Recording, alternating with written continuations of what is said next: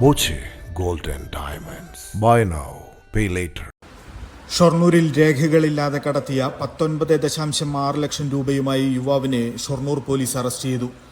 മഹാരാഷ്ട്ര സ്വദേശി സന്തോഷിനെയാണ് Shoranur police arrest ചെയ്തത്. Shoranur railway station പരിസരത്ത് സംശയാസ്പദമായ സാഹചര്യത്തിൽ കണ്ട യുവാവിനെ പോലീസ് പിടികൂടുകയായിരുന്നു.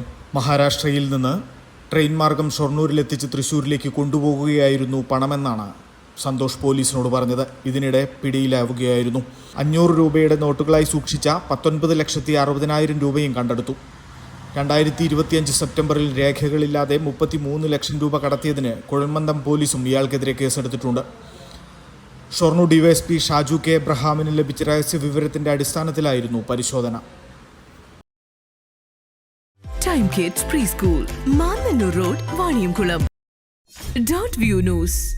കാഴ്ചകളാണ് ലോകം, കണ്ടു തുടങ്ങുക.